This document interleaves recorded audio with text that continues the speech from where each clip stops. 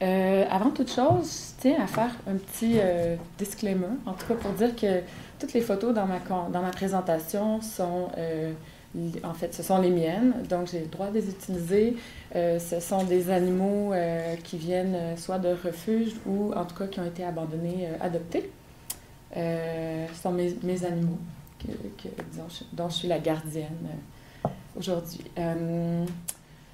Alors, ma présentation va porter sur cette idée un peu que le travail en santé animale, ou en tout cas dans divers milieux animaliers, disons cette idée qu'il y a un potentiel là, une vulnérabilité peut-être, sans victimiser les gens, une espèce de potentiel de détresse psychologique et même de suicide. Je vais parler un peu des raisons de tout cela et des quelques pistes de réflexion et même critiques. C'est certain que je ne dispose, comme mes collègues, que de 20 minutes, alors ça va s'avérer un survol de toutes ces questions-là. Puis aussi, avant de dire, c'est mon sujet de thèse, mais je suis en deuxième année seulement au doctorat à l'UQAM, et ce qui fait que c'est un peu comme un peu une recension des écrits là, qui va me servir pour ma thèse. Donc, ce ne sont pas mes recherches. Je vais faire un survol de l'état des connaissances à ce jour. Donc, le plan de la présentation, si ça vous va, je vais commencer, on va parler de chiffres, on aime bien les chiffres, pour un peu présenter l'ampleur du phénomène, les principales théories explicatives qui se centrent surtout sur les facteurs de risque, les lacunes dans la littérature à ce jour sur ce sujet-là, des critiques personnelles aussi. Est-ce qu'il y a des interventions qui sont faites pour aider ces personnes-là et quelques pistes finales de réflexion. Donc, alors, commençons dans le vif du sujet. Au niveau des statistiques de l'ampleur du phénomène, là, pour les animaux non humains qui sont les alliés des animaux, qui tentent de les aider par leur travail, professionnel ou bénévole, en termes de chiffres absolus, c'est certain que les chiffres ne sont pas très élevés parce que ce ne sont pas disons que les professionnels ne sont pas très nombreux, c'est quand même des métiers niches. Alors, on parle plutôt de ratio, de taux de suicide ou de taux de détresse psychologique, plutôt que les chiffres absolus, on comprend bien. Alors, il y a une grosse étude en 2015 par Net et collègues, une grosse étude américaine qui a été faite quand même auprès de 10% de l'effectif des vétérinaires américains, c'est-à-dire près de 12 000 vétérinaires. L'âge médian de ces vétérinaires-là était entre 30 et 39 ans et ils avaient entre 10 et 19 ans d'expérience, donc des gens qui étaient déjà dans le domaine. Donc, les chiffres sont quand même assez alarmants. Je vais vous en présenter, mais je vais vous en dire à haute voix. D'abord, sur les personnes sondées, il y avait 9% des répondants qui vivaient une forme de détresse psychologique qualifiée comme étant sévère. Donc, 9%. Près du tiers, 31% avaient déjà vécu au moins un épisode dépressif depuis la fin de leurs études, donc depuis leur diplomation. 17% sur les répondants avaient déjà eu des idéations suicidaires. Attention, pas fait de tentative, mais bien tout le spectre que l'idéation suicidaire peut comprendre. Par contre, 1% d'entre tous les répondants, soit 157 personnes sondées, avaient déjà fait une tentative de suicide. Et quand on sait en suicidologie qu'un des facteurs de risque les plus élevés de décès par suicide, c'est d'avoir déjà fait une tentative. Donc, ce sont de grands chiffres, c'est 1% de ces personnes-là. 19% des personnes sondées recevaient au moment où ils avaient été questionnés un traitement en psychologie, en tout cas en thérapie, pour un problème de santé mentale tout confondu. Donc, les plus fréquents sont l'anxiété, dépression. Alors, globalement, les résultats de cette grosse étude-là, avec un grand échantillon comme ça, c'était que, donc, un vétérinaire sur 11 vivait de la détresse psychologique et 1 sur 6 avait eu des idéations suicidaires. Donc, c'est vraiment très élevé. Ensuite, donc ça, ce sont des répondants qui sont vivants, là, OK? Évidemment, on est allé leur poser des questions, mais il y a d'autres types d'études en suicidologie qui vont s'intéresser au rapport de coroner. Donc, on regarde les listes, donc les causes de décès qui peuvent être corrélées avec le type de profession. Selon les pays, ce ne sont pas tous les pays qui vont noter le type de décès. Parfois, les suicides Bon, on n'entrera pas dans les détails ici, on n'a pas le temps, mais dans certains pays, le suicide ça va être plutôt écrit mort accidentelle. Donc, c'est pas des études qui peuvent être faites dans tous les pays encore, mais les 3 études ici, qui viennent donc de Bartram et Baldwin en 2010 au Royaume-Uni, par Jones, Fernie et collègues en 2008 en Australie, et en Norvège par M et collègues en 2005, on voit que les taux au Royaume-Uni étaient 4 fois plus élevés. Donc, on parle de taux de décès par suicide par rapport au reste de la population nationale. Donc, et puis en Australie, 4 fois plus élevé également que la moyenne de la population. Et en Norvège, c'était 2 fois plus élevé. Donc, ce sont quand même des études qui montrent quand même qu'il y a peut-être un petit problème là. Alors, si on s'intéresse au Québec et au Canada, comme on est à Montréal, il y a quand même un désert statistique sur le sujet, malheureusement. C'est un peu l'idée de faire ma thèse sur ce sujet-là. Encore une fois, c'est un métier niche, le métier de vétérinaire et d'autres professions dans le domaine animalier. Donc, en chiffres absolus, c'est pas beaucoup. On regarde les ratios.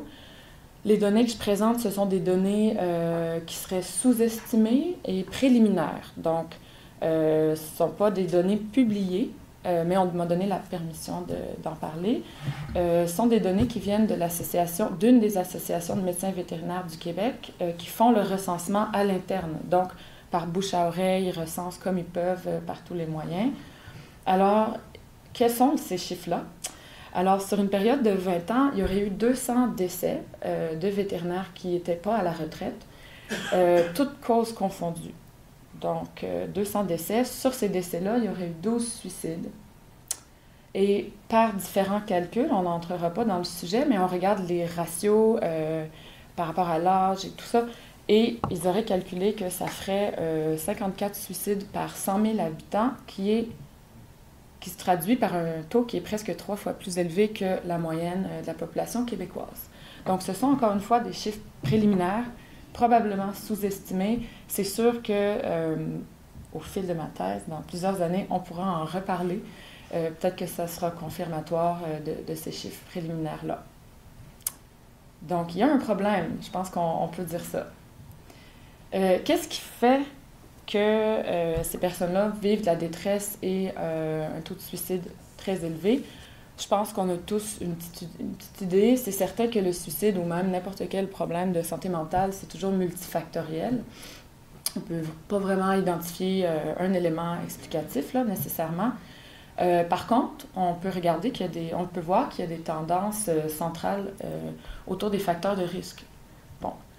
Alors, dans les études que j'ai recensées, on voit qu'il y a des facteurs liés à des caractéristiques individuelles. Bon, là, j'ai mis affinité avec animaux choix de carrière, c'est-à-dire que les gens qui choisissent, il y a une étude, je ne la cite pas ici, mais il y a une étude qui montrait que, toujours chez les vétérinaires américains, 9 fois sur 10, quand on regarde les tests là, de personnalité, de choix de carrière, tout ça, 9 fois sur 10, ces personnes-là étaient portées à plus aimer les animaux non humains, si on veut. C'était vraiment en concordance avec leur personnalité. Puis, voilà, donc 9 fois sur 10, les gens étaient attirés vers la cause, disons, de prodiguer des soins pour les animaux non humains. Bon, là, j'ai mis sexe, mais en fait, c'est non concluant. J'aurais dû l'enlever. Je voulais l'enlever. C'est un oubli de ma part. Parce qu'il y a quelques études qui montrent que les femmes vétérinaires seraient peut-être plus à risque, mais faites comme s'il n'est pas là parce que c'est pas concluant. Puis, vous voyez, au Québec, c'était 11 sur les 12 suicides étaient des hommes. Donc, il y a encore beaucoup de confusion par rapport à ça, mais peut-être une avenue de recherche future. Au niveau de l'âge, par contre, celui-là, il est bien là sur ma diapo parce que les diplômés, dans les 5 premières années, les diplômés de médecine vétérinaire sont plus à risque que les professionnels qui sont plus avancés dans leur carrière. Puis il y a une étude, là j'ai mis absence de la peur de la mort parce que des études ont démontré, des études auprès d'étudiants en médecine vétérinaire, qu'ils codent pas très fort tout ce qui est dans les questionnaires qui essaient de sonder l'attitude par rapport à la mort. Bien, il y avait comme une espèce d'absence de cette peur de la mort-là. Pourquoi? ben là, ça reste à voir, mais en tout cas, ce seraient des facteurs de risque de détresse psychologique et de suicide liés à l'individu. Deuxième élément, il y en a 3, il y a aussi des facteurs qui sont liés au milieu de travail. Alors, le niveau de stress global, on peut penser à une clinique où ça va vite, il y a des animaux qui arrivent d'urgence, parfois les gens les amènent trop tard, qui est aussi lié au syndrome du sauveur. Il y a beaucoup de pression pour sauver l'animal, parfois il est trop tard. J'ai mis aussi accès aux moyens létaux parce que la plupart des cas, disons, dans la majorité des cas, le moyen utilisé, ce sont les barbituriques, soit les substances qui sont utilisées pour perpétrer les euthanasies. Donc, c'est sûr qu'avoir l'accès, un peu comme dans les professionnels de la santé humaine, c'est un peu l'accès à toutes sortes de médicaments qui disons, correspondent à un facteur de risque lié au milieu de travail.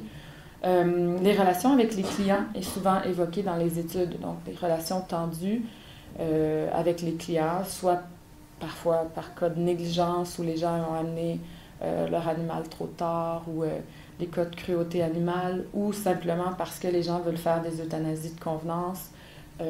Là, je caricature à quel point ça arrive souvent, mais parce que la personne trouve que son animal a griffé son sofa ou ne matche plus la couleur du tapis ou quelque chose. Donc, il peut y avoir des tensions. Et enfin, parlant d'euthanasie, par la nature même du travail, quand la tâche est de mettre, disons, pour faire écho à ce que mon collègue disait tout à l'heure, de perpétrer la destruction de l'animal, c'est certain que, en tout cas, c'est ce qui ressort dans les études, que c'est un facteur vraiment qui peut être un risque là, de détresse psychologique. PITS, ici, c'est Perpetration Induced Traumatic Stress, c'est-à-dire le stress traumatique qui est généré par le fait d'induire la mort animale, donc toujours lié à la nature du travail. Et enfin, un autre volet des facteurs de risque, c'est plus au niveau du contexte social. Donc, le stigma, c'est-à-dire l'espèce d'appréciation défavorable face aux problèmes de santé mentale qu'on peut vivre. Donc, c'est encore pas seulement chez ce groupe professionnel-là, chez tout le monde. Il y a une espèce c'est ça, une appréciation défavorable des problèmes de santé mentale. Le comportement de recherche d'aide n'est pas toujours très développé chez ces groupes professionnels-là. Il y a aussi des attentes élevées chez les vétérinaires envers eux-mêmes, mais aussi d'autrui envers eux, envers leur profession. Il y a quand même un climat de compétitivité, parfois, y compris au fil des études. Donc, cette espèce d'idée de performance académique. Donc, ça fait un petit peu le tour. Les lacunes... OK, alors, je voulais dire qu'évidemment, il n'y a pas encore beaucoup d'études. Les études parmi celles que j'ai citées, là, on voit que, mais toutes les autres, c'est surtout depuis la quinzaine ou vingtaine dernières années, qu'il y a de plus en plus d'études. Mais celle qu'il y a, en fait, il y a une revue systématique qui a été faite en 2010, qui a quand même généré 52 études, toutes méthodologies confondues, là, qualitatives, quantitatives. Donc, c'est pas énorme pour un sujet qui commence à être de plus en plus d'actualité. Et, vous avez entendu, j'ai surtout parlé des vétérinaires, donc ce qui, selon moi, représente un problème parce que les autres professions sont quasi invisibles, y compris les bénévoles, parce qu'en psychologie du travail, des études ont montré que autant les bénévoles que les professionnels peuvent être affectés par disons, des contraintes ou des facteurs anxiogènes ou dépressogènes dans leur milieu de travail. Alors, est-ce qu'il y a peut-être un enjeu de pouvoir par rapport au statut professionnel? Il faudrait se questionner, mais en tout cas, il faudrait qu'il y ait plus d'études sur les autres professions et aussi sur la profession de vétérinaire. Aussi, comment ça se fait qu'on ne regarde pas les facteurs de protection, c'est-à-dire aller voir, aller sonder un peu comment vont les gens qui tiennent le coup, là, qui vont bien, comment ils font, comment elles font, puis donc peut-être faire un petit shift, essayer de s'attarder pas seulement aux facteurs de risque, mais aux facteurs de protection, les données un peu plus positives. Bon, comme je disais, il y a une lacune, un désert statistique au niveau du Québec et du Canada. Puis, moi, je crois qu'on devrait s'attarder vraiment plus au fardeau de la destruction des animaux, qui repose sur les épaules de dizaines de Québécoises et de Québécois ici qui doivent être responsables de ces euthanasies-là. Là. Puis ce qu'on appelle le Caring Killing Paradox, c'est comme je vous disais, au niveau des caractéristiques individuelles, souvent les gens vont aider les animaux non humains par amour pour les autres animaux, mais ils se retrouvent donc pour care, parce qu'ils s'en préoccupent, mais ils se retrouvent à faire parfois des actes qui ne sont pas vraiment en concordance avec leur amour pour les animaux. Donc, ça s'appelle le Caring Killing Paradox. Et puis, est-ce qu'il y a des interventions? Bon, il n'y en a pas beaucoup. Il y a une revue systématique qui est sortie il y a 2 semaines, là, de Rolf. Elle a recensé seulement 4 articles qui portent spécifiquement sur l'évaluation des interventions chez ces populations professionnelles-là. Donc, c'est vraiment pas énorme. Évidemment, ces interventions-là étaient pour les vétérinaires. Cela dit, je veux quand même dire que dans la littérature grise, c'est-à-dire tout ce qui est informel, soit dans, disons, ce que les cliniques font à l'interne, ce que les organismes peuvent essayer de mettre en place, c'est pas recensé au niveau académique, là, mais il y a probablement d'autres choses qui sont faites. Parfois, il y a un manque de ressources quand peut-être les organismes sont en collecte de fonds, alors là, ils essaient de ramasser le plus de fonds possible pour aider les animaux. Est-ce qu'il reste des fonds pour le personnel ou les bénévoles? En tout cas, il y a peut-être un problème de manque de ressources qui appartient pas seulement aux organismes, là, mais disons à la volonté politique aussi. Les interventions qui sont recensées, qui existent, alors il y a des programmes, par exemple, en cadre universitaire qui sont de l'ordre de soutien par les pairs, donc les étudiants entre eux. Il y a des programmes aussi de soutien par les pairs, mais plutôt de mentorat entre des vétérinaires doyens, des techniciennes en vétérinaire plus âgés ou en tout cas plus avancés professionnellement avec des personnes récemment diplômées. C'est des exemples aux États-Unis. L'OMVQ, l'Ordre de médecine vétérinaire au Québec, c'était le titre de leur colloque, en tout cas le sujet principal, à savoir le taux de suicide élevé chez leurs membres et, disons, le bien-être psychologique de leurs membres, je trouve que ça nous donne de l'espoir, là. Il y a des lignes d'écoute qui existent. Par exemple, Veto Entraide, il n'y a pas encore d'évaluation académique qui a été faite là, de ces interventions-là, mais ça existe. Au Québec, on a une psychologue, Dr. Anne-Marie Lamotte, qui a fait sa thèse de doctorat en 2005, si je ne m'abuse, sur le sujet. Elle offre des capacités là, à raison de quelques heures par semaine aux vétérinaires québécois qui peuvent appeler. Il y a des groupes de soutien un peu dans l'informel. Par exemple, je pense à Vet2Vet puis Not One More Vet. Ce sont des groupes que j'ai trouvés, là, il y en a peut-être d'autres, mais ce sont des exemples où ils ont un collègue ou une collègue qui est décédé par suicide. Et donc, ils se sont mobilisés, ils ont créé ça. Donc, il peut y avoir des groupes comme ça qui peuvent être faits. Quelques pistes finales avant de vous quitter, c'est ça. Ce serait quand même bien de saisir l'ampleur au Québec auprès des vétérinaires, mais aussi de tous les professionnels en santé animale, que ce soit dans les refuges, les organismes, les cliniques. Et aussi, ce qui serait bien, évidemment, c'est que ce soit participatif, de collaborer avec les ONG du domaine de la protection animale, pas seulement dans les cliniques vétérinaires. Puis encore une fois, je renfonce le clou aussi. Moi, je trouve que ce serait quand même important de sonder le facteur de risque qui est vraiment lié au fait de donner la mort animale, puis du rôle qu'on joue et le stress traumatique qui peut être induit par le rôle joué dans le fait de donner la mort. Et puis, pour terminer, disons, les étudiants, si je ne m'abuse, ici à l'UDM, dans le programme, on m'a dit qu'il y a 2 cours seulement en santé mentale. Et on peut s'imaginer, par exemple, si je suis vétérinaire, et puis j'ai toute une famille qui arrive avec leur chat, puis qui, là, on ne parle pas du cas d'une euthanasie de convenance, mais disons que c'est une euthanasie qui est faite vraiment pour alléger les souffrances, puis il n'y a vraiment rien à faire, tout ça a été fait. Et là, il y a des membres de la famille qui pleurent, tout le monde est là, il y en a qui sont peut-être pas d'accord, on aurait peut-être pu faire plus. Donc, le professionnel qui est peut-être pas suffisamment ou qui se sent peut-être pas suffisamment préparé pour faire face au deuil animalier qui se joue devant lui, en plus du rôle qu'elle ou qu'il joue, Donc, voilà, peut-être que ce serait pensable d'inclure plus de cours liés à la santé mentale pour gérer des difficultés de ce genre-là.